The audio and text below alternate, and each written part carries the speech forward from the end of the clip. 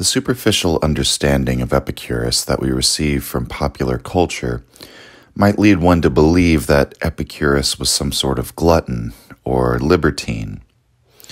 He was a philosopher of hedonism, and thus we've turned the word Epicurean into a term for pleasure-seeking, often culinary forms of pleasure-seeking these days.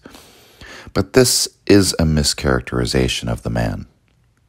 In truth, Epicurus's philosophy could not be farther from this exaltation to simply blindly seek after pleasure, but rather his recurring theme is that one must actually learn to avoid causing oneself unnecessary suffering, and that this is the formula for finding happiness in this life. One of Epicurus's great insights is that many of the things that we seek after, with the expectation of finding pleasure, in actuality bring with them greater harm to ourselves than we who chase after these pleasures often understand at the time. And thus that one should learn to determine by means of reason which of life's pleasures we ought to seek out. Epicurus is not too dissimilar from the Buddhist approach in this respect, since he suggests we apply an empirical lens to our own pursuit of our desires, to bring before our conscious attention that which we do unconsciously, and see what we find. And he ultimately concludes that it is the man who is satisfied with few pleasures, who is at ease with, simply the satisfaction of his basic needs like hunger and thirst, and with the beauty of nature, and with the company of friends. This is the one who is truly happy. And this is the type of pleasure-seeking that the measured application of reason would lead us to engage in. And so, while Epicurus holds that the best thing to do in life is to seek pleasure, he ultimately concludes that the best way to do this is to live an austere life. Now, this might raise the question as to why we would discuss Epicurus on the Nietzsche podcast, because isn't Epicurus, after all, simply a utilitarian, or some precursor to utilitarianism? Isn't his search for the quiet, austere life as the model of happiness quite the opposite of Nietzsche's quest for a dangerous life on the slopes of Mount Vesuvius? Shouldn't Epicurus be considered among Nietzsche's opposites? In matter of fact, we find that after Nietzsche's familiar favorites from ancient Greece, Heraclitus, Socrates, Plato, favorites not only for Nietzsche to praise, but also to criticize, and, fight with and demean, whatever, that Epicurus is the Greek philosopher with the next most mentions. So among ancient Greeks in his published and unpublished canon, Nietzsche mentions Socrates most, followed by Plato, Heraclitus, and then Epicurus. And that while he often criticized Epicurus, Nietzsche just as often had a strange sense of admiration and even identification with Epicurus, the obscure philosopher who went off to live a life in his garden. Because after all, Epicurus attempted to practice what he preached and retreat from the world. And in this retreat from the world, we see something of Nietzsche himself. Nietzsche wrote of Epicurus in Human All Too Human, number 275, that he was, quote, one of the greatest men, inventor of a heroic-idyllic way to philosophize, end quote. It was in Epicurus's love of seclusion with the company of a few close friends, that Nietzsche found a similar feeling to his own, that in Epicurus's Antipolitics, as we might call them, there's something which we see a semblance of Friedrich Nietzsche in. I think that's why Nietzsche is sometimes interpreted as anti-political, and why some people latch onto that aspect of his politics. Nietzsche and Epicurus both differently express this view of the philosopher's need to depart from the political strife and economic competition of the marketplace, right, and the demos, in order to pursue wisdom more fully. That the overwhelming power of mass opinion is harmful to thought, that being soaked day and night in the common morality hinders our ability to be self-legislators of our own opinions, and or to freely use reason to determine the nature of the good for ourselves. And so we find the same attitude in many philosophers, in fact. Nietzsche sees it in Schopenhauer. He sees it in Heraclitus. But I think it's the beginning of understanding Nietzsche's relationship with Epicurus. That to begin with, they share this temperament and this approach to life. Now, Epicurus lives after the period of the Preplatonics, after Socrates and Plato. And while Aristotle is alive for a little while when Epicurus is a young man, Epicurus sort of arrives after the development of materialism in Greek philosophy. He's after the Socratic, Platonic zeitgeist has taken hold.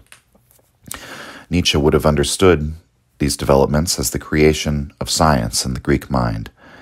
And with Socrates, the introduction of a theoretical way of life, an attack on the irrational, religious, or traditional way of life. So all of that has already been well underway. The Greek aristocrats of the old days, they lived a life based on values which were inherited and mystical, and they believed things for which they had no rational explanation. Whereas the theoretical way of life, the Socratic way of life, is scientific. It demands these explanations. And it's optimistic. It's grounded on the idea that life can be changed and that it ought to be if it would serve the good. And it's moralistic. It imposes an ideal upon the world and judges the world accordingly. And so these philosophical movements had already occurred. These innovations in thought had swept the Hellenic world by the time Epicurus is a grown man. Epicurus is born in 341 BC, and he lives to about 270, so he's not growing up in the Greece that Diogenes grew up in, which was like 200-300 years before that. For him, for Epicurus, Democritus, Anaxagoras, Heraclitus, these are all historical figures, just as they are for us. I mean, they're closer to him in history, but they still come from a time before he was born. And at some point, what's the difference, right? Now, this is important to understand because Epicurus, naturally, is himself a materialist, right? He exists after the materialist zeitgeist, and he holds a philosophical perspective on reality, which is accordingly materialist. And in this honest, rational approach to life, we find perhaps another point of kinship with Nietzsche. Epicurus exists in this post-Platonic age, but he doesn't engage in the Platonist ideas of the immortality of the soul or the theory of the forms. He eschews these metaphysical comforts, as Nietzsche would call it, in Birth of Tragedy. Epicurus believes that the activity of matter can be explained by the laws of matter itself. And while he does believe in respecting the old traditions and in showing reverence to the gods and so on and so forth, he's relatively liberated from the superstitions of previous ages also. Accordingly, Epicurus's project exists within a world which is contained within the material forms that our senses perceive, and it involves the attempt to engage with the human condition in the full understanding of its suffering and finitude. Again, Epicurus is somewhat like the Buddha in this respect. Based on a material understanding of the human condition and the reality of what a human life entails, can we determine an ideal way to live that, at best, mitigates these problems and mitigates human suffering? Epicurus does not end up in the view that an afterlife or a deity somehow justifies the pain of the world. On the contrary, Epicurus dares to confront mortality directly, to reach an understanding of it through reason. That death, for us, is non-existence, and that we have in fact already come out of a state of non-existence, which we were in before we were born, and that once we were not, and now we are, and one day we will once again not be. This means that death is simply a return to what we were before, and so there's little cause to fear death. And in this respect, we might compare Epicurus to Eastern figures outside of Buddhism, such as Lao Tzu or Zhuangzi. Now, to get into Epicurus's life, we're going to use the work of Diogenes Laertius, which will be the main source for this episode. This is not the famous cynic Diogenes of Sinope, the man who lived with dogs, but rather this Diogenes is a celebrated historian of antiquity, and he's another one of Nietzsche's favorite ancient Greek writers. Diogenes Laertius was beloved by Nietzsche because Diogenes was himself an ancient philologist. He's a historian of ideas as much as he's a historian of figures, and his work is invaluable to the study of Hellenic philosophy. Nietzsche, of course, had Diogenes in his personal library. We know that he read his histories, and that among the many figures of ancient Greece that he wrote about, Epicurus is included among them. And so I'm going to read some excerpts from Diogenes about Epicurus, abridged as I see fit, to give you an introduction to Epicurus the man. And since it comes from Diogenes Laertius, this was likely also Nietzsche's own introduction to Epicurus. So that's kind of fun. Okay, quote.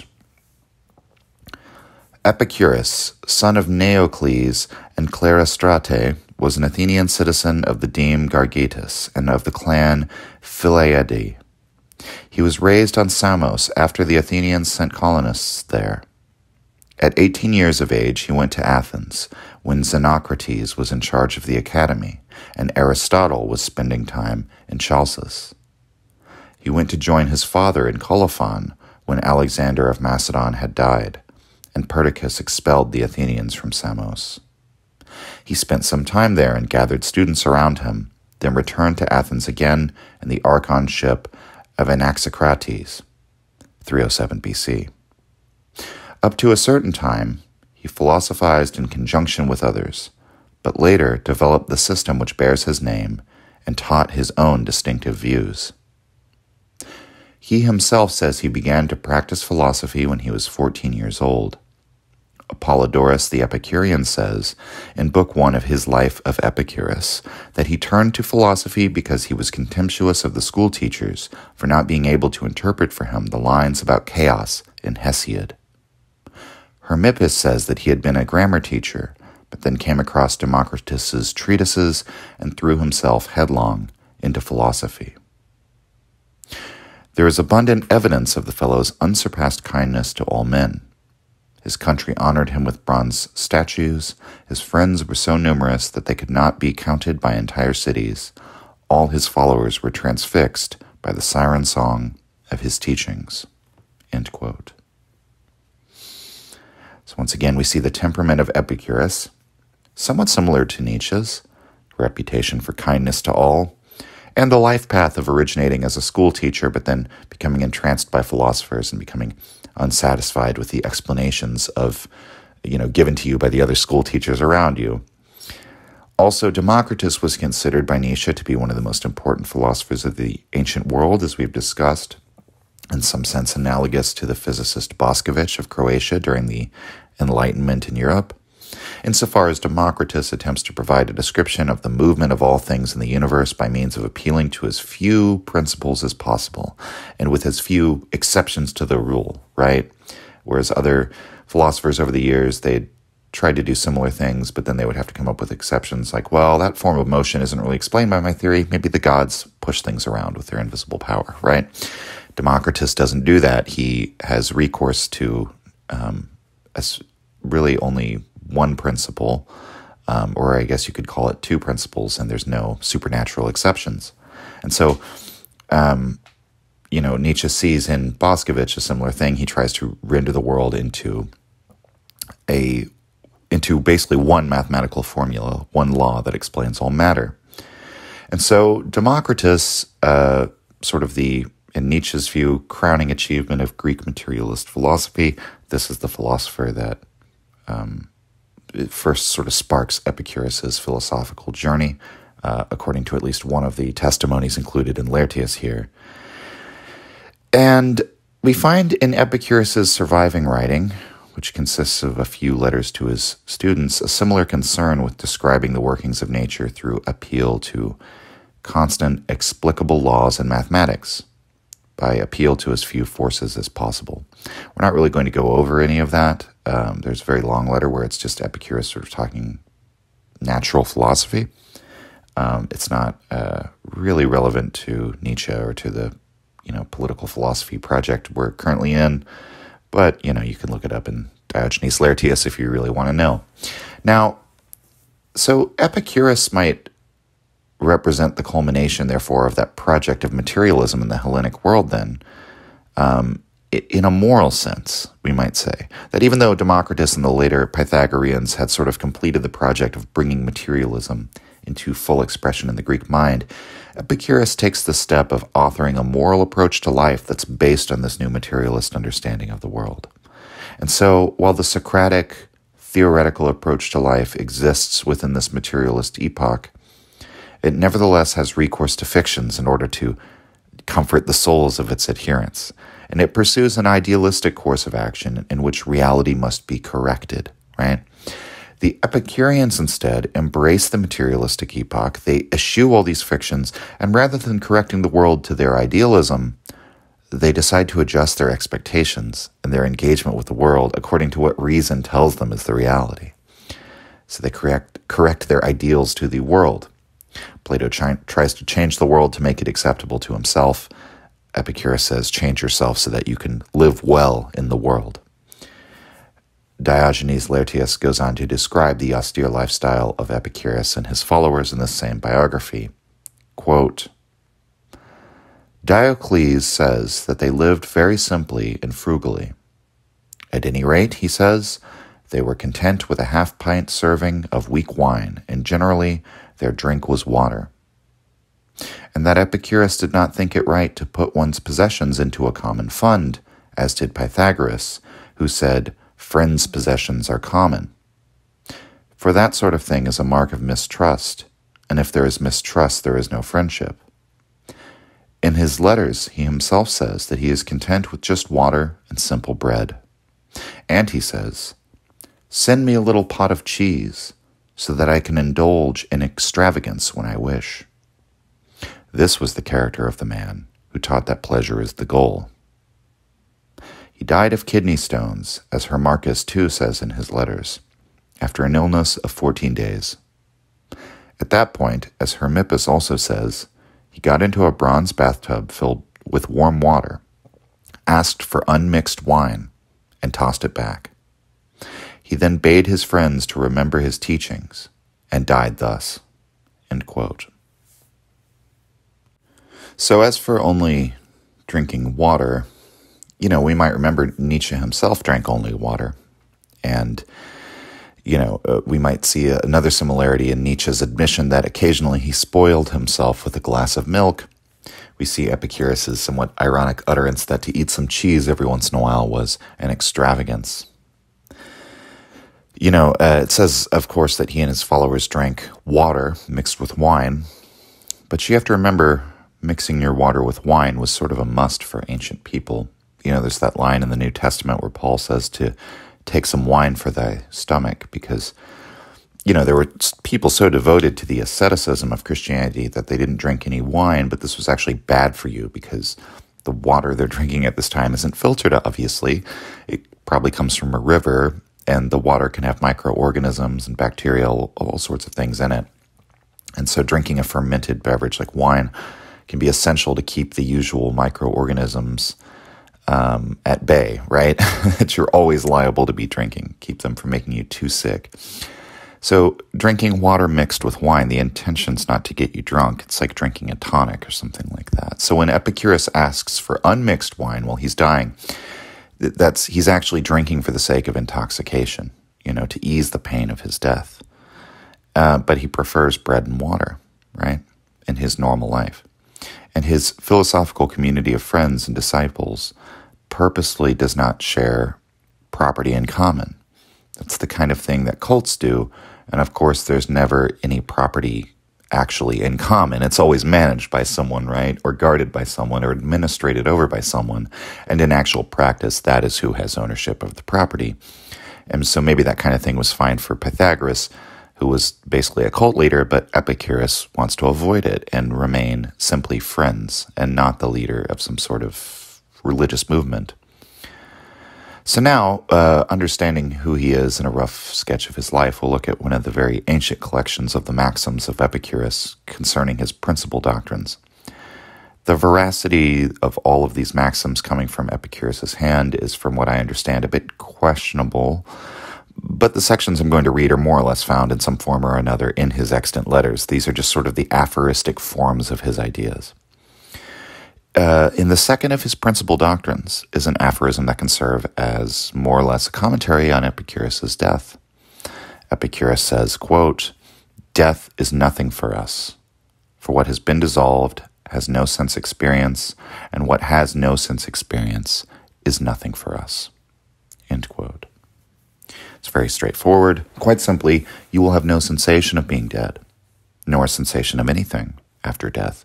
And so if we remove the doctrines of the immortal soul, which can transmigrate or be reincarnated or born into another world, all of these doctrines for which we don't have any direct sensory experience, right? It's things that we've scared ourselves with that we don't actually know, but which people continue to believe in because of the hope for, immortal life or what have you. If we only regard the self as the body, though, and this locus of sense experience as the only real reality, when that body dissolves, there is no sense experience, and thus there's nothing to fear in death. So, a full confrontation with mortality and the use of reason to accept its reality. It's interesting. It's like Epicurus wants to, rather than looking away from mortality in order to deal with it, fully look into it and examine it, and he determines that with the proper application of reason, there's no reason to fear death. The next aphorism reads, quote, "The removal of all feeling of pain is the limit of the magnitude of pleasures. Whenever a pleasurable feeling is present, for as long as it is present, there is neither a feeling of pain, nor a feeling of distress, nor both together." End quote. And so here the definition of pleasure is not strictly defined in negative terms as the absence of pain. But for all practical intents and purposes, it is, since pain is described as the limiting factor on pleasure. Pleasure must be experienced within the absence of pain or distress, that where pain exists, pleasure cannot. And the greater degree of pain or distress, the less pleasure, therefore, is possible. And so a truly pleasurable feeling occurs with no accompanying pain or distress. So Schopenhauer would probably agree with all of this.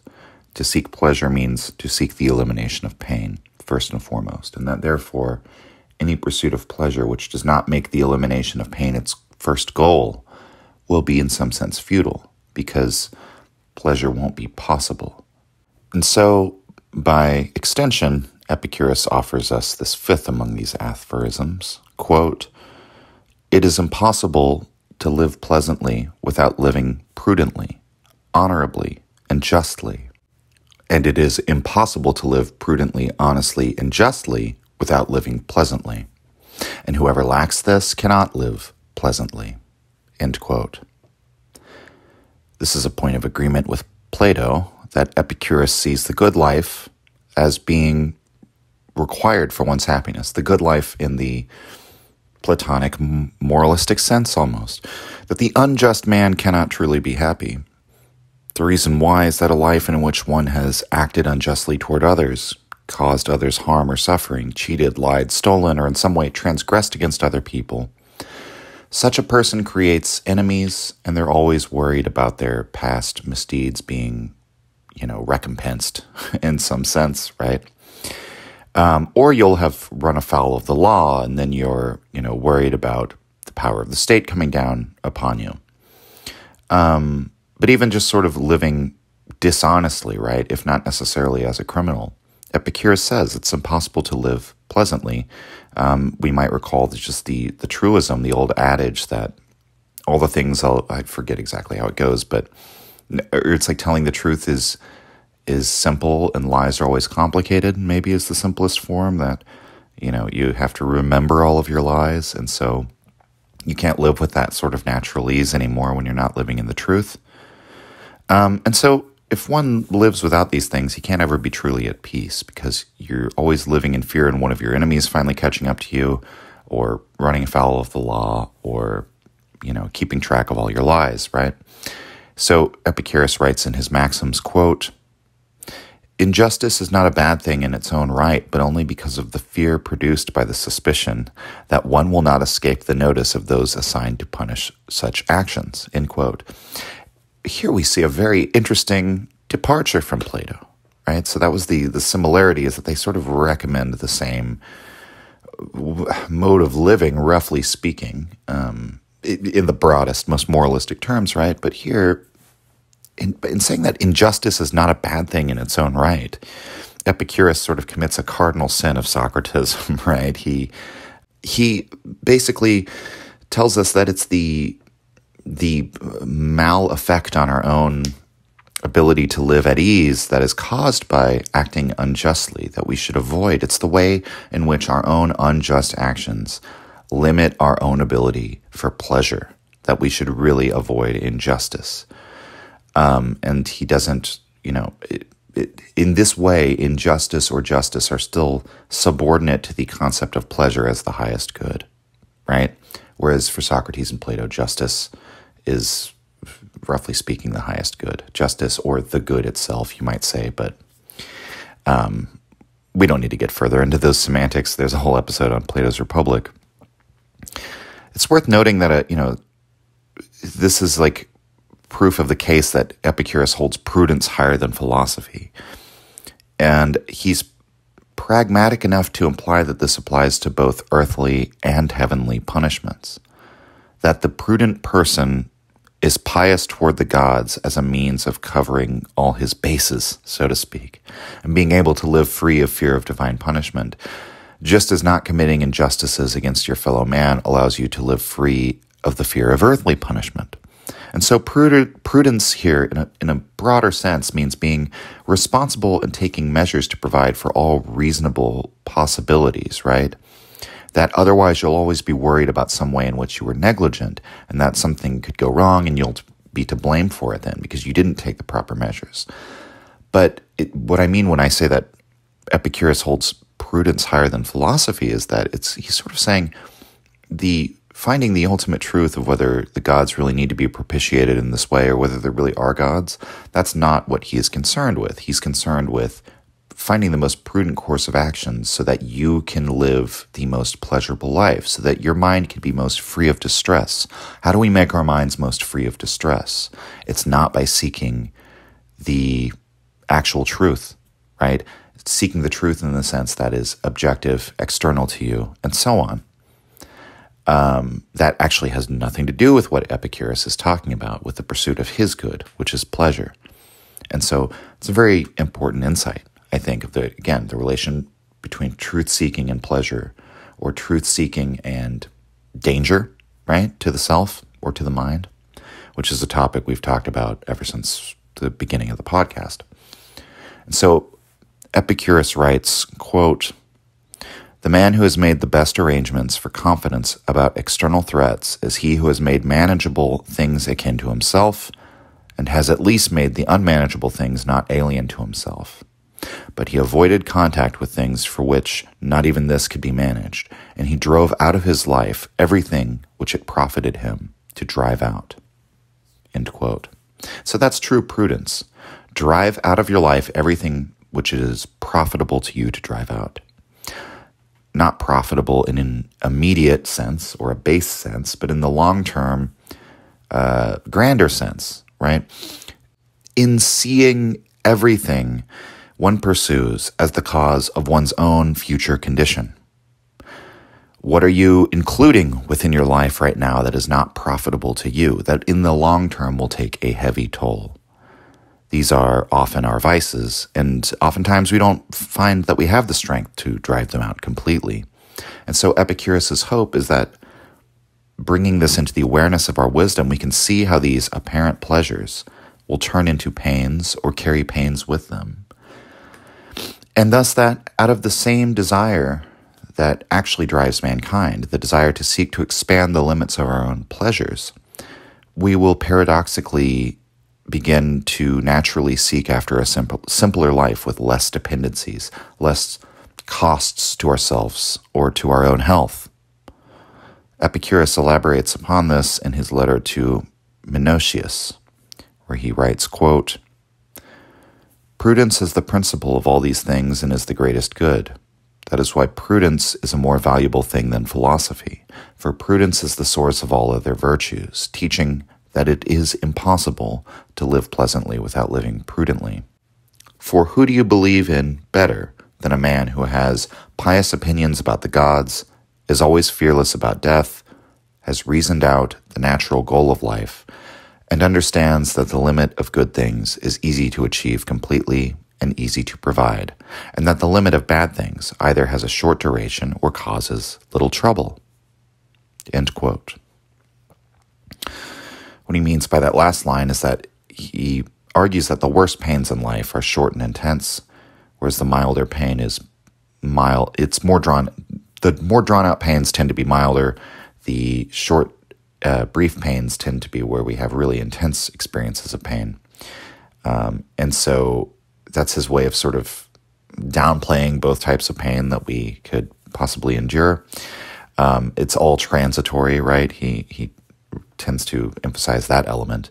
I'm not sure if it's entirely true, right? There can definitely be lingering pains that are really intense, and then you can have short, irritating pains that aren't really that bad, right? So I'm not sure if it's really true, but it's Epicurus's attempt to sort of like analyze the dynamics of suffering in order to approach it in a rational way. And so, of course, he makes mistakes, but we can admire his efforts.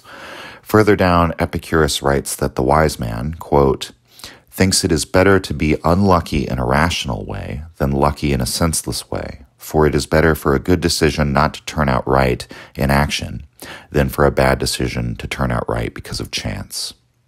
End quote. A couple things here. I mean, for one, that last principle is a wonderful encapsulation of how Epicurus thinks we ought to live. We should follow reason and reckon that even if the reasonable course leads us astray by bad luck, that it's better than good luck letting us off the hook for being reckless. Because while reckless action may pay off some of the time, in the long run, it always leads to greater suffering. And vice versa, that the reasonable course of action will lead in the long run to less suffering. This is part of why Epicurus, who's mostly materialist in his ethics, extols us to have these pious opinions about the gods, that we're just being prudent, we're being heedful. He also writes elsewhere in the passage about how it's better to follow stories about the gods than be a slave to the concept of the natural philosophers that they call fate. The reason for this is that Epicurus would criticize this type of fatalism in similar terms that Nietzsche himself might use. We might recall the passage entitled Mohammedan Fatalism from Nietzsche, where Nietzsche condemns the idea of feeling as though you're living in chains compelled by deterministic, mechanistic causes. Epicurus also believes it's better to live within the feeling of our own agency and to regard all our actions and our behaviors as the cause of our future condition, to focus on them as causes rather than as effects. They are both, but this is where you should turn your attention, because that's the only relevant way that you could, employ your power, we might say. And so for Epicurus, our power is sort of in our perspective, our ability to use reason to see the far-sighted consequences of our actions. This way we can adjust our expectations, and if we adjust our expectations, maybe we'll be able to actually adjust our desires. Think of the way an alcoholic does this when they, recover from alcoholism. They no longer see the bottle of whiskey or whatever their particular poison might be. When they see that bottle, they no longer immediately have the trigger of bringing to mind the immediate pleasure that would bring. They train themselves to think of of that horrible car accident I was in when I was intoxicated and how painful it was to recover from that. All the relationships that I've broken by drinking, or whatever the case may be for each individual person, right? That you see the future calamity, you look farther down, you use your reason to basically reinterpret in your perspective what that particular sense input is going to do for you. Is that going to bring me pleasure or pain? And accordingly, your desire follows where that perspective leads. And so for those who believe in the justice of the gods, right, and they take care to appease the gods and not to run astray of their dictates, they're living according to this type of perspective, even if it's not really materialistic, right? But they're viewing themselves as the cause of their future condition and taking care in their every action to make their future condition a happy one. I suppose you could say that Epicurus is trying to bring that piety from the supernaturalistic, irrational Greek ethos into the materialistic ethos. That even though these may simply be superstitions and stories when it comes to the gods, that nevertheless the Greek who lives a pious life is a prudent man, and thus he is usually happier. So how can we figure a way to bring that prudence into ordinary life? I'm going to look at a little longer passage from the letter to Menocius, where he sort of expands on what we've been talking about learning to train your attention on enjoying the simple pleasures rather than chasing hedonistic, indulging in your wildest, hedonistic pursuits. Because Epicurus thinks we should sort of compare the fruits of what these pursuits bring to us, as we've mentioned, and he elaborates on that when talking to Menocius. Quote, "We believe that self-sufficiency is a great good, not in order that we might make do with few things under all circumstances, but so that if we do not have a lot, we can make do with few, being genuinely convinced that those who least need extravagance enjoy it most, and that everything natural is easy to obtain, and whatever is groundless is hard to obtain, and that simple flavors provide a pleasure equal to that of an extravagant lifestyle, when all pain from want is removed. And barley cakes and water provide the highest pleasure when someone in want takes them. Therefore, becoming accustomed to simple, not extravagant ways of life makes one completely healthy, makes man unhesitant in the face of life's necessary duties, puts us in a better condition for the times of extravagance which occasionally come along, and makes us fearless in the face of chance. So when we say that pleasure is the goal, we do not mean the pleasures of the profligate or the pleasures of consumption, as some believe, either from ignorance and disagreement or from deliberate misinterpretation, but rather the lack of pain in the body and disturbance in the soul. For it is not drinking bouts and continuous partying and enjoying boys and women, or consuming fish and other dainties of an extravagant table, which produce the pleasant life, but sober calculation, which searches out the reasons for every choice and avoidance, and drives out the opinions which are the source of the greatest turmoil in men's souls." End quote. It's really quite striking when you read passages like this and you understand that Epicurus was mischaracterized, what it meant to be Epicurean. If we, again, consider the colloquial use of that term in our language, how it's the exact opposite of what is indicated by the philosophy of Epicurus. Epicurean pursuits or Epicurean delights in our language means extravagant food and meals. And here, Epicurus directly rejects living that lifestyle and says, be happy with barley cakes and water. And that he who is pleased with the least will actually be able to enjoy the extravagance the most whenever it comes along. This is all very, I think, convincing to me, actually, a lot of what he says here. And it's just interesting how he concludes here that the thing that produces the pleasure life, what is it? Sober calculation, searching out the reasons for your every choice and your every avoidance, and driving out opinions which are the source of distress. So the morality of Epicurus, to again compare him to the Buddhist, addresses itself not so much to a sense of sin or anything like that, but speaks directly to suffering. Epicurean philosophy orients itself around creating the greatest happiness for oneself, but concludes that the pursuit of vices is actually inimical to that type of happiness. Like the monks in the East, subsiding simply on grains and living as though they have no home anywhere, right? That's what it means to become a monk in the Buddhist tradition, leaving home. One becomes homeless, so to speak, right? But when you become satisfied with that, with sleeping on a hard mattress and eating only grains, then you're prepared to live anywhere, right? And by getting by with little, one becomes immune to, fear of what fate might bring, fear of chance and the wheel of fortune of life, right? And Epicurus is keenly aware of the fact that it's not strictly physical pain that's the greatest trouble to mankind, but psychological, and that the form that this mental distress takes is often this sort of lingering fear that man has, fear of mortality, fear of punishment for our past wrongs, fear of losing what we have. And so Epicurus writes in Maxim number 16, quote, "Chance has a small impact on the wise man," end quote. So Epicurus's philosophy is pragmatic in that it attempts to address itself directly to these fears, which are the greatest source of distress for man. That by reason, we can annihilate these fears and make them nothing to us. If one's not accustomed to luxuries, losing them can't bother you at all. If you acknowledge that death will be the end, then death can't trouble you, since you will no longer exist to be troubled.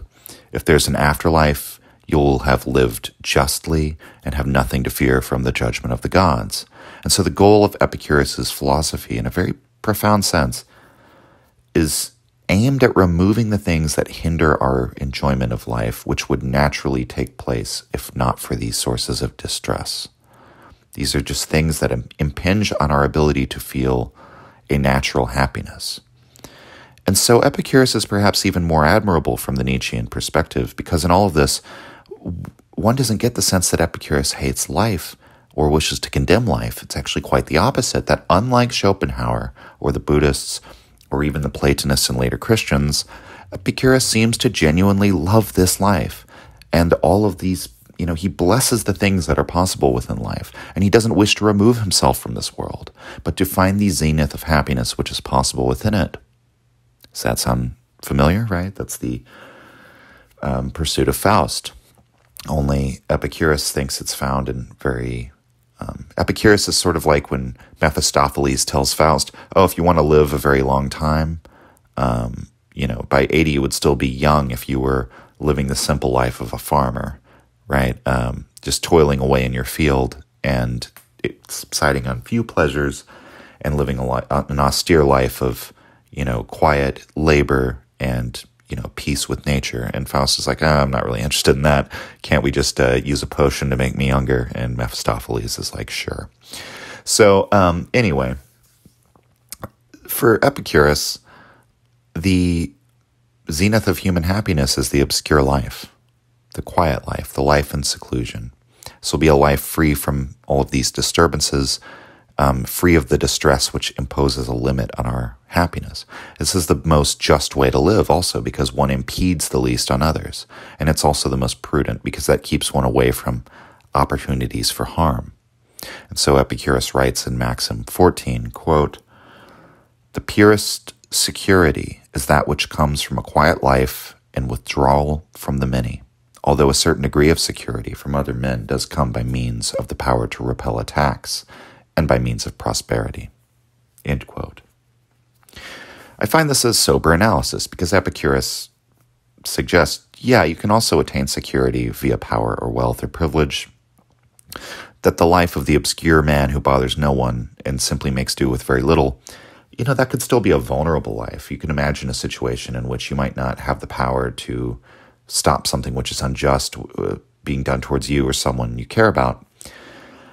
But the attainment of the power to initiate that sort of defense, or however we want to talk about it, holding some sort of political power, you might say, or military power, that always involves itself with struggle. And the requirements of being a ruler often means that one has to transgress against others and make enemies. And with wealth comes the danger that one will, for one, you'll grow attached to your wealth and accustomed to luxury and dependent on it for your survival, which threatens your ability to be self-sufficient. And also wealth, invites thievery. I think it's in the Tao Te Ching where Lao Tzu says, when people did not hoard stores of wealth, there were no thieves and bandits. They didn't exist, right? It's only when people began to hoard wealth and appoint guards with weapons to keep people from taking their wealth that thieves and bandits appeared. So While Epicurus admits that there may be some advantages to the life of power or wealth, these paths sort of contain dangers within them that outweigh the benefits of such a life, that ultimately they don't allow you to be happy. Epicurus writes in Maxim 31 that, quote, "He who has learned the limits of life knows that it is easy to provide that which removes the feeling of pain owing to want, and make one's whole life perfect. So there is no need for things which involve struggle." End quote. It's another quality of Epicurus' writings that he challenges us with the rebuke of common wisdom that suggesting that life is actually quite easy. The human condition need not be considered the lot of those condemned to tragedy and slaughter, but that we can live simply, happily, and pass through life with ease. Again, this is sort of a kinship with the Taoists, who regarded life as a thing not to be clung to, which one should simply allow to pass oneself by, like all transient phenomena.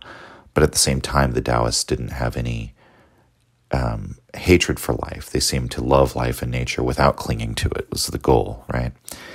So Epicurus tells Menocius, quote, "The wise man neither rejects life nor fears death, for living does not offend him, nor does he believe not living to be something bad. And just as he does not unconditionally choose the largest amount of food, but the most pleasant food, so he savors not the longest time, but the most pleasant." End quote. This calls to mind for me Nietzsche's attitude toward life, which flows from the idea of the eternal recurrence of all things, that one might justify one's life by saying yes to a single joy that one has experienced in life's course. That in some sense, as transient things, the amount of time that we're allowed in existence is, relatively speaking, the differences are negligible. It's more or less the same. You get a couple of years here on this earth. You get a handful of years, right? It's all finite, and we all come to nothing. And so the only relevant question for Epicurus is whether you can be happy with what you have in the time that you are given. We've mentioned some of these simple pleasures outside of the world of politics and economic advancement and hedonistic pursuits, which would be sunshine, nourishment, fresh air, learning philosophy, and some cheese every once in a while, right? So Nietzsche describes this. He writes in Human All Too Human, Book 2. This is aphorism 192, quote, "A little garden, some figs, a piece of cheese, plus 3 or 4 good friends. That was the sum of Epicurus's luxuriousness." End quote. So it's good to find a Nietzsche quote to describe that there for me. But the most important for Epicurus is the friendship element. Epicurus writes, quote, "Of the things which wisdom provides for the blessedness of one's whole life, by far the greatest is the possession of friendship." End quote. So we must always include with this description of the quiet life that one has the company of friends. So it's not a Nietzschean solitude. And this is perhaps a major difference between Epicurus' attitude and Nietzsche's attitude. Nietzsche thinks that being alone is, in and of itself, something which strengthens the soul and allows one to truly grow into their own as a free spirit. Nietzsche wants you to even not be influenced by the moral judgments or feelings or wills of other good philosophical friends, right? Nietzsche might still, I think, ultimately agree that Epicurus' quiet life with a few friends would be a good way to live for the philosopher, in general, right? But that you need these periods of solitude. This is something different from Epicurus that Epicurus doesn't really talk about. Nietzsche wants you to be free of basically everyone and to be completely on your own and self-sufficient. Whereas Epicurus doesn't praise solitude as such, but simply the withdrawal from the striving and struggling of the Greek agon, right? It's winning the agon by refusing to play, learning to count the rewards of engaging in strife as being of far lesser value than the cost that one pays, right? And learning to count the rewards of simple life as far greater value because of the fact that they are free and they bring with them no accompanying pain, no limiting distress or pain with them, right? That comes from sunshine and fresh air and friends and philosophy, right? And so that's the Epicurean approach to life.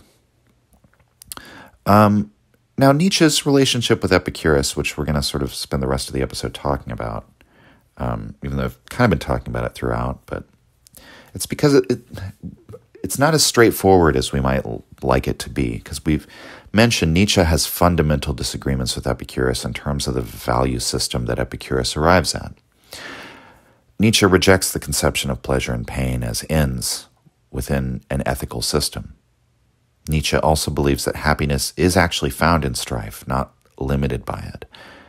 It requires challenges. It requires the overcoming of obstacles. It requires pain.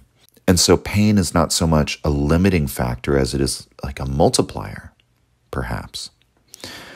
And yet Nietzsche sees in Epicurus a sincere attempt to solve the existential problems of the human condition without recourse to afterworlds as a justifying principle, and without recourse to even a moral interpretation of phenomena, in which human beings have to atone for wrongdoing or reject the world of sense experience as part of a quest to reject sense pleasures.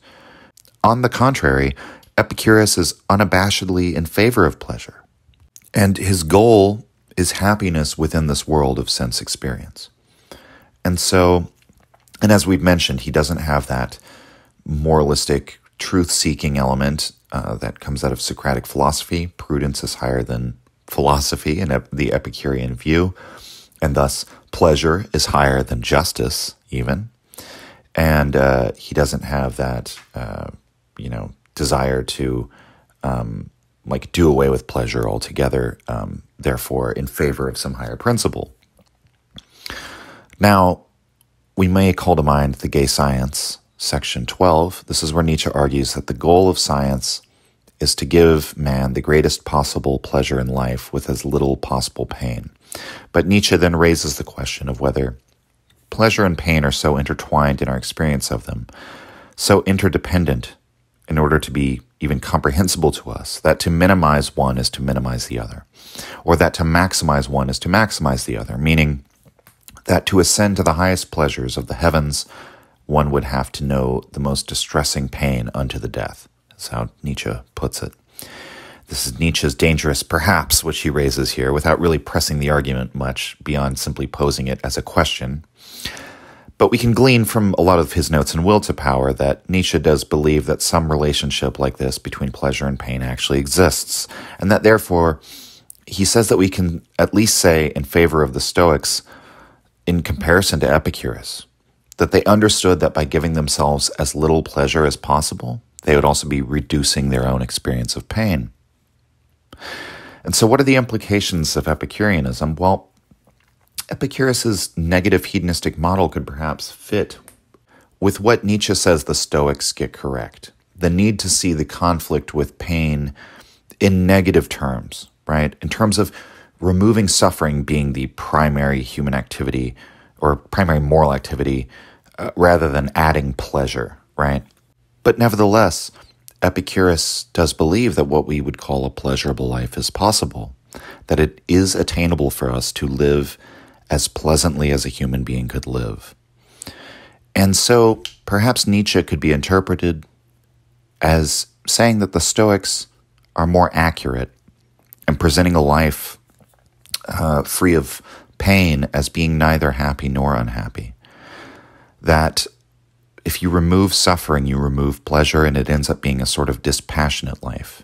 The freedom from the distress and existential fear that Epicurus wishes to attain to will not be experienced as happiness or pleasure in any form that we would even recognize, because it will be a detached sort of experience. One would be unable to quote-unquote enjoy this experience of life because they wouldn't even really partake of things like enjoyment. And at that point, we have to ask ourselves whether a happy life has actually been attained at all. And so accordingly, the Stoics tended to hold more metaphysical beliefs. And there's always been a relationship between Stoicism and, religious or mystical ideas. And so Nietzsche directly contrasts the Stoic and the Epicurean in the following passage in The Gay Science, number 306. Quote, Stoic and Epicurean. The Epicurean selects the situations, the persons, and even the events which suit his extremely sensitive intellectual constitution. He renounces the rest, that is to say, by far the greater part of experience, because it would be too strong and too heavy fare for him. The Stoic, on the contrary, accustoms himself to swallow stones and vermin, glass splinters and scorpions, without feeling any disgust. His stomach is meant to become indifferent in the end to all that the accidents of existence cast into it. He reminds one of the Arabic sect of the Asawa, with which the French became acquainted in Algiers, and like those insensible persons, he also likes well to have an invited public at the exhibition of his insensibility, the very thing the Epicurean willingly dispenses with. He has, of course, his garden. Stoicism may be quite advisable for men with whom fate improvises, for those who live in violent times and are dependent on abrupt and changeable individuals. He, however, who anticipates that fate will permit him to spin a long thread, does well to make his arrangements in Epicurean fashion.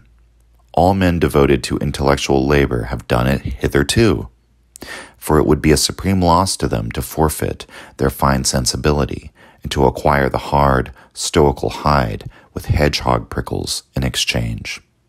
End quote.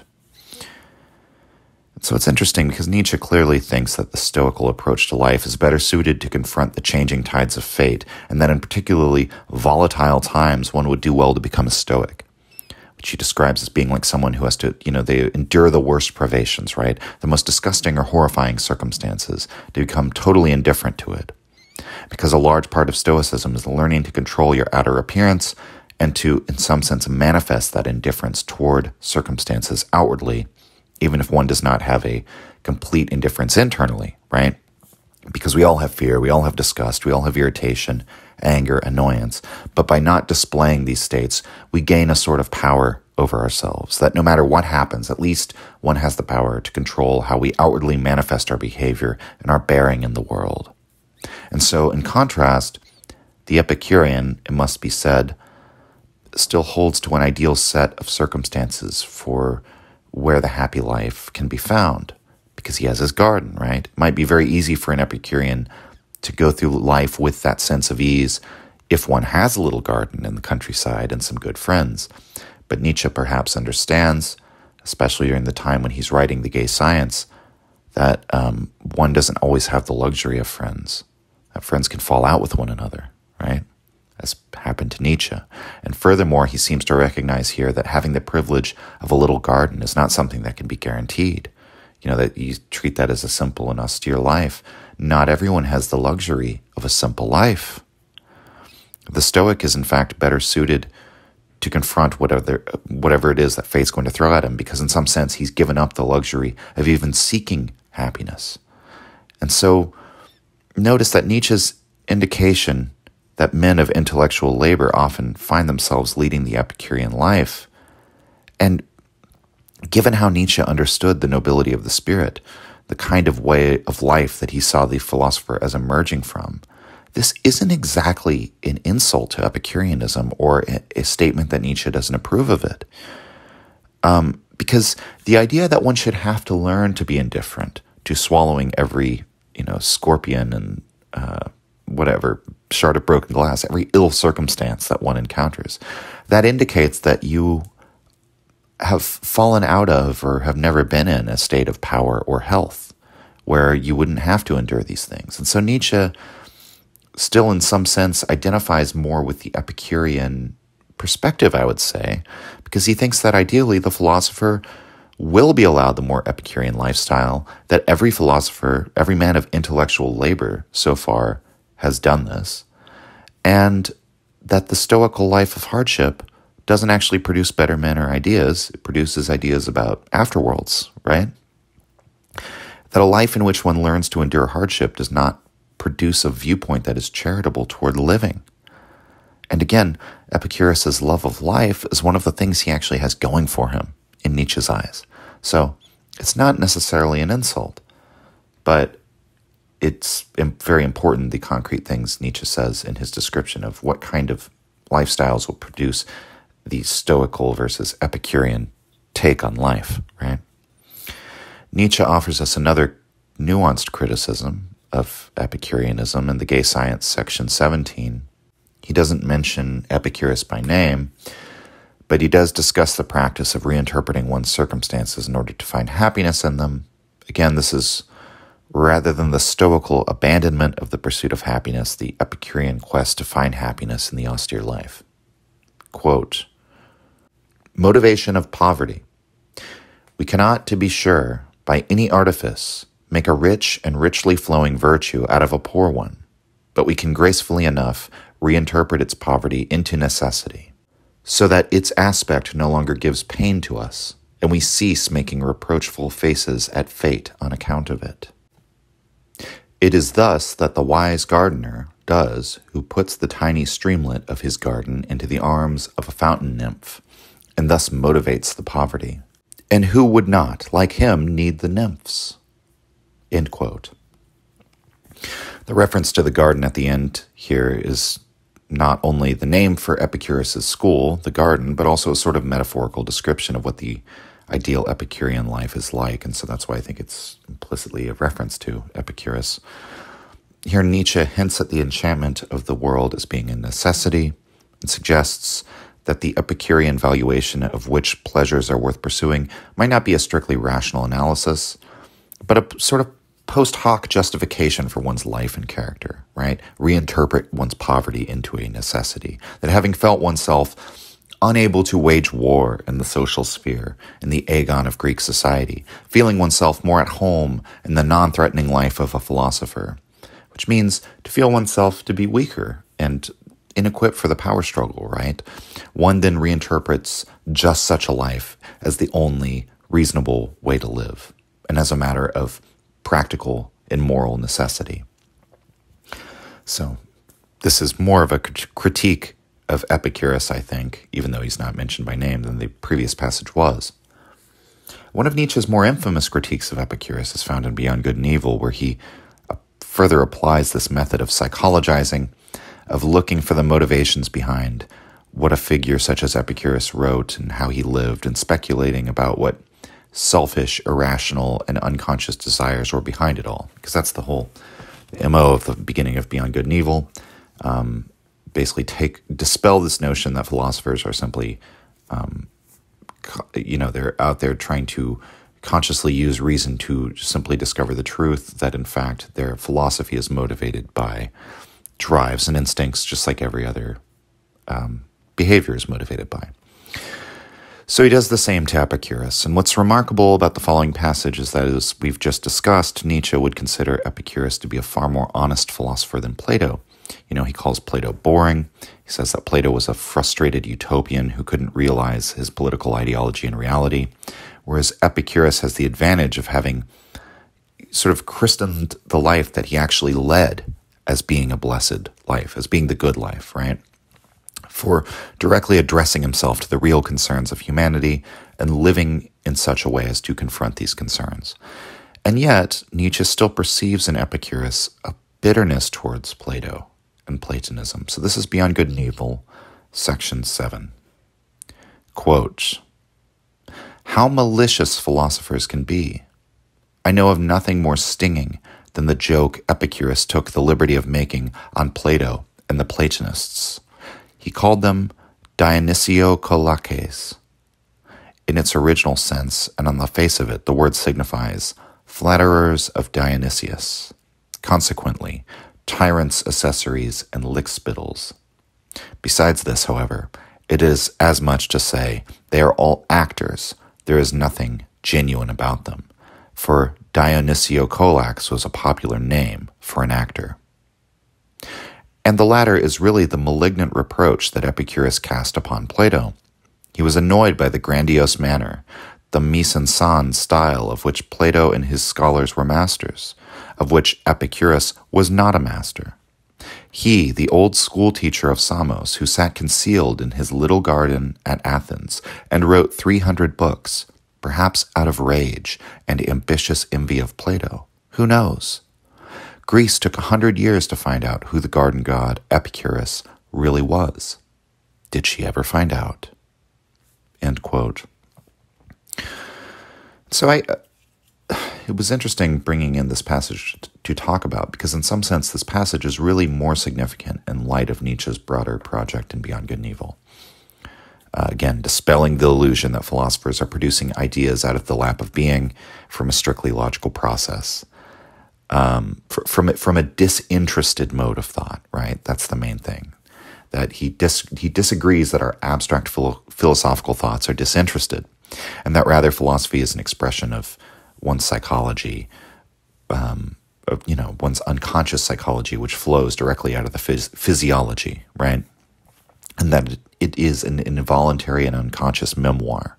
And so here he's using Epicurus as an example of this, but on the other hand, if we are to examine the significance of this passage as a critique on Epicurus, we have to conclude that Nietzsche began to see the familiar laundering of one's weakness into a moral condemnation. That basically sort of the ideas I sketched out in relation to that passage from the Gay Science of reinterpreting one's poverty into necessity, reinterpreting the quiet life for which one is suited into being the best way to live. Epicurus condemns Plato and Platonism as being merely actors. This is the way that people in modern times call certain political commenters or personalities grifters, right? There's a moral implication there that if you were simply wrong but still being genuine, that would be one thing. But you're not even wrong. You're just lying. It's all just an act. You don't genuinely believe any of this. And so that's sort of the Epicurean problem with the Platonists.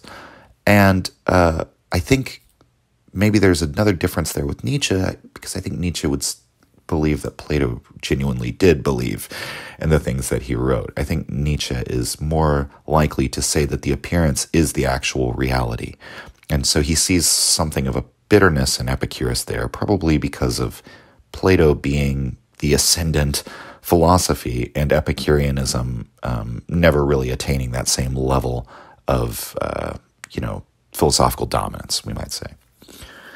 And so the noble lie of Plato is rejected by the Epicureans. The grandiose flourishes of the philosophical canon of Plato, the myths he's willing to craft and the dialogues and narratives that he constructs, and his desire to write more beautifully than all the poets and to frame his philosophy in the style of like the grand dramas of the Hellenes. And all of these things, Plato emerges as this grand stylist, and he becomes someone who relies on non-philosophical ornamentation in order to adorn his philosophy.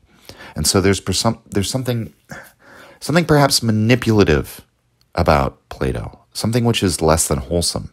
Even as Socrates and Plato criticized the sophists for daring to teach rhetoric, the art of speaking, which is designed to manipulate rather than get at the truth, that perhaps Plato's doing the same thing, creating a scene in which Socrates defeats an interlocutor, or scripting out, the drunken admiration of this great general Alcibiades for Socrates, right?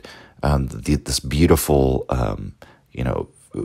talented strategos who loves the ugliest poor philosopher in Athens, or the myth of error at the end of the Republic, the drinking of the waters of Lethe and then being made to choose what new life will incarnate into, and so on and so forth. All of these things that Plato includes are dramatic, poetic. They're fictional. They're mythic. They're a gloss on reality, right? And so Nietzsche suspects that this philosopher, Epicurus, who he admires, was perhaps caught in a fit of rage at Plato, and while Epicurus appeared to have severed himself from the competitive spirit of the Greeks, that in fact his entire corpus of work could be seen as a distorted, resentful form of that competitive spirit, that he only pretended to win by not playing, that in fact that attempt to win by not playing is still an attempt to win, and that in fact he harbored a rage toward the reigning philosophical zeitgeist of Platonism.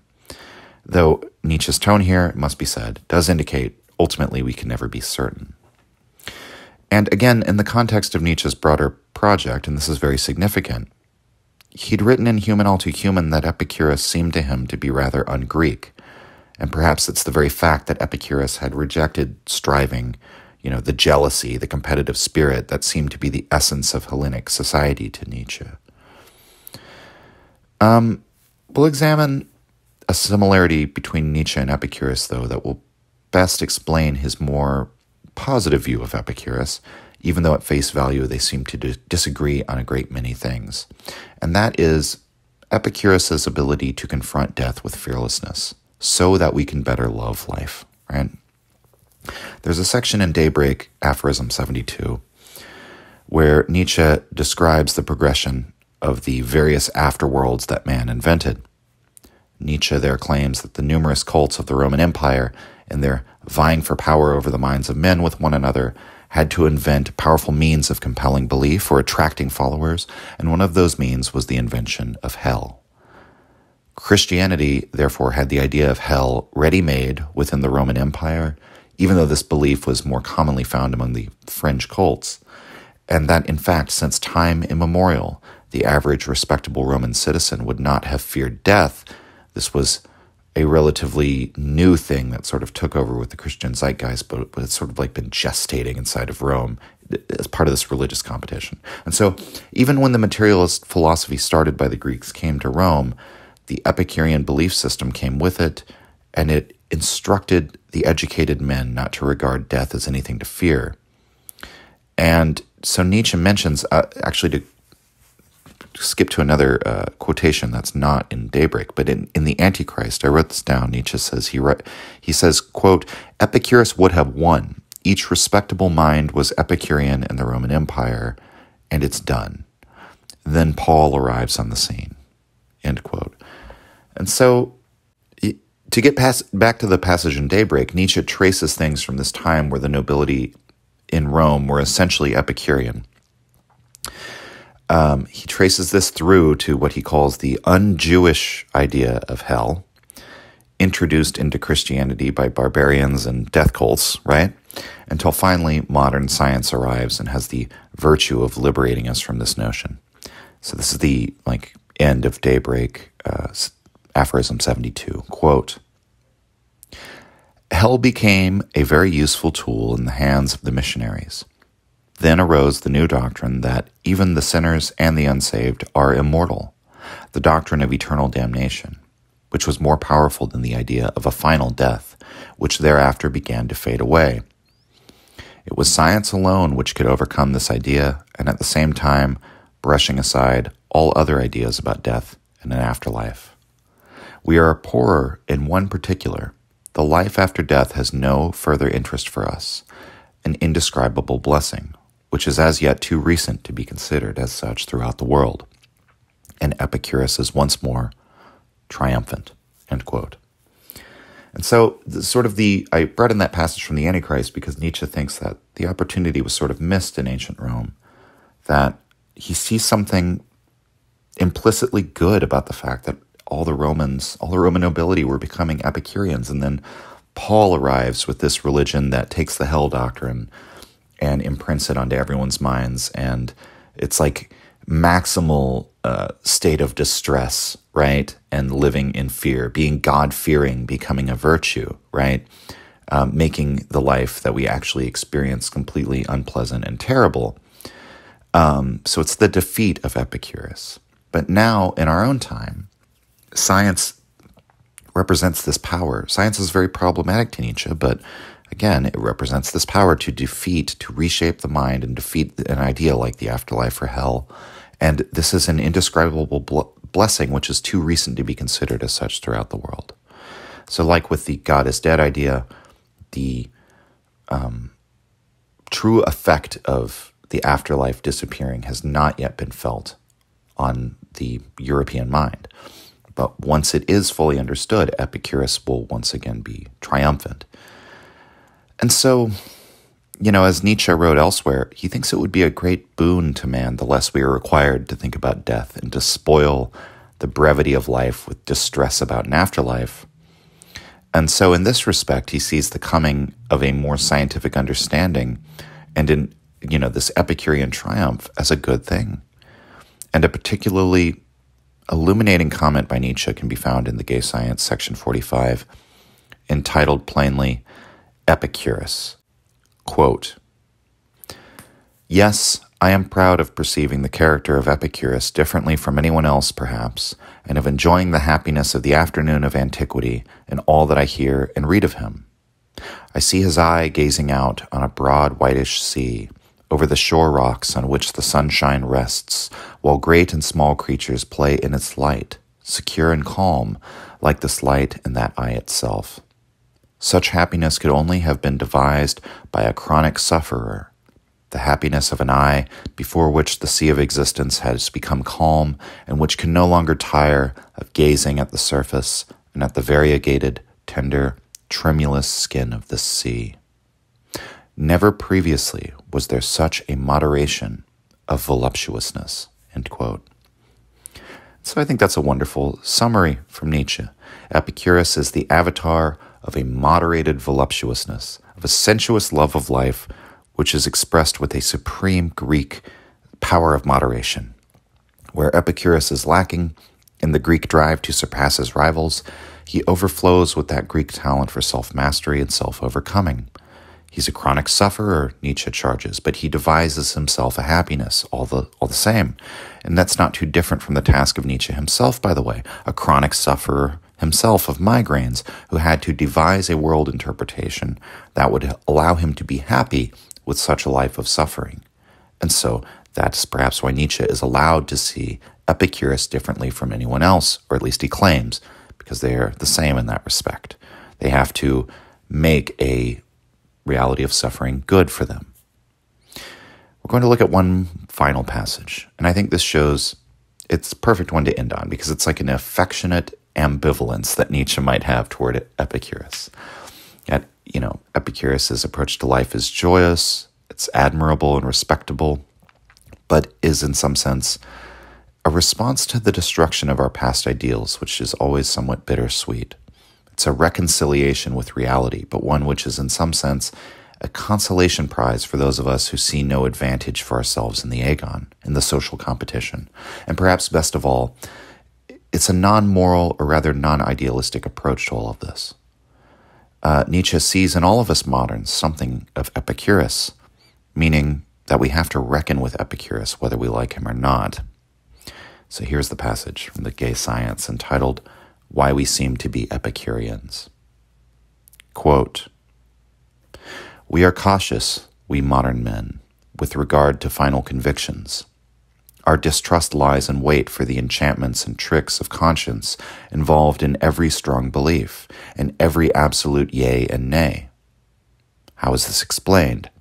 Perhaps one may see in it a good deal of the caution of the burnt child, of the disillusioned idealist. But one may also see in it another and better element, the joyful curiosity of a former lingerer in a corner who has been brought to despair by his nook and now luxuriates and revels in its antithesis, and the unbounded in the open air in itself. Thus there is developed an almost Epicurean inclination for knowledge, which does not readily lose sight of the questionable character of things. Likewise, also a repugnance to pompous moral phrases and attitudes, a taste that repudiates all coarse, square contrasts, and is proudly conscious of its habitual reserve. For this too constitutes our pride, this easy tightening of the reins, and our headlong impulse after certainty, this self-control of the rider in his most furious riding. For now, as of old, we have fiery mad steeds under us, and if we delay, it is certainly least of all the danger which causes us to delay." End quote.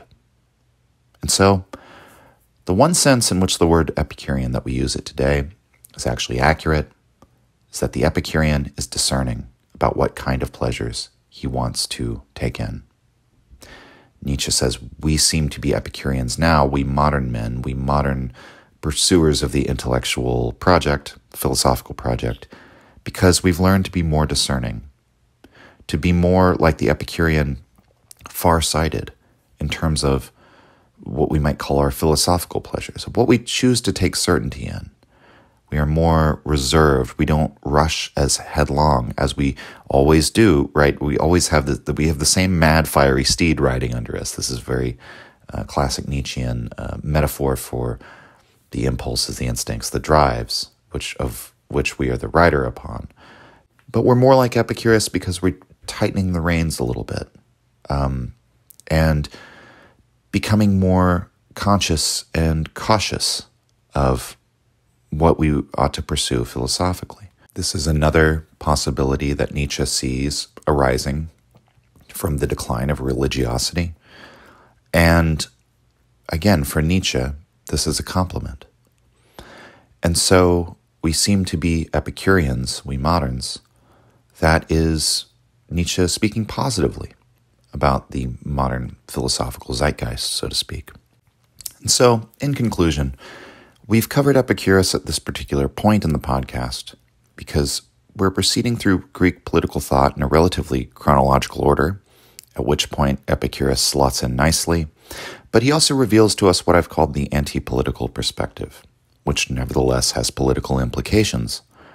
Epicurus doesn't believe that there's anything to be gained by the pursuit of political power, nor does he harbor an idealistical political program to change society. His suggestion instead is to withdraw, to regard the political sphere as a source of unhappiness, injustice, and strife, the sort of thing a fool would become involved in. Furthermore, his garden seems to be the preserve, really, of people of wisdom, and since it's wisdom that would lead one to understand the advantages of the obscure life, not everyone will be able to pursue it. But the most reasonable course for those who do have that wisdom is to retreat to that garden and undertake the task of excising all vices, all harmful pleasures which one pursues. And one of those vices is political power, political influence, affecting the other lives of human beings. One becomes, in some sense, self-centered in the Epicurean view, but in such a way as to prioritize their own personal virtue, we might say, their own pursuit of pleasure, in such a way that does the least injustice to those around them. One becomes severed from any broader project, which is seen, in the Epicurean view as futile at best and at worst self-aggrandizing and harmful. For whatever Nietzsche's politics may have been if put into practice, we may simply note that the life he seemed to advocate for, in practical terms, is very similar to that of Epicurus. Nietzsche also wishes that the philosopher withdraw from society, to not bother himself with the flies of the marketplace, to be content with little, to avoid extravagant food, to avoid alcohol or altered states. In short, even though Nietzsche did advance a political philosophy, in practice, he often imitated the Epicurean Antipolitics. There was no one among the political figures or movements of his day with which Nietzsche associated or attempted to, aid politically or attack politically, other than he always writes in very general terms and addresses himself in an untimely manner to posthumous ages, rather than involving himself in any of the politics of his time. And so as much as Nietzsche at times made his cultural critique central, his life was not a political one, and his philosophical project is in fact concerned with finding happiness within life as we experience it in the world of the senses, and doing so with self-sufficiency on our own terms. This is much the same as Epicurus's project was, and they both conclude that to find this joy, one must leave politics behind. That's all for this week, everyone. Signing off. If you enjoyed the Nietzsche podcast or found it helpful, you can visit us and support the show at patreon.com/untimely-reflections. The link is in the description. Or just share the show with any of your friends that you think might enjoy it or on social media. Thank you for your support.